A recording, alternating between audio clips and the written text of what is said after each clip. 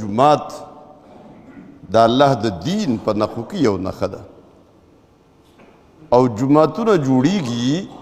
د دې دپاره چې دلته د الله عبادت ادا شي او د الله ذکر وشي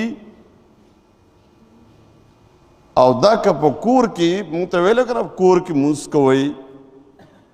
تاسو که خیال کړئ کم څوک چې د یو نه زیات عهدې یا منصبونه لري یا که یوه وي هغې دپاره دفتر جوړي او که دوه درې منصبونه لري نو دفترونه جدا جدا وي دا نشي کېدی یعنې مشکلات یې پکې چې په یو دفتر کې ستا د یو کار فایلونه دې پراته یو د بل دې پراته یو د بل دې پراته وي د دې وجه څه وي دی چې کوم دفتر ته لاړ شي هلته کېنو نو هغه دفتر والا کار کوي او چې بیا دا پرېږدي او یو یک ګنټې له نیمې ګنټې له بل ځای ته لاړ شي نو دا ټوله نیمه ګنټه یا یو ګنټه هم هغه کار کوي بل کار نه کوي ځکه مخې ته ماحول هم د هغې کار جوړ دی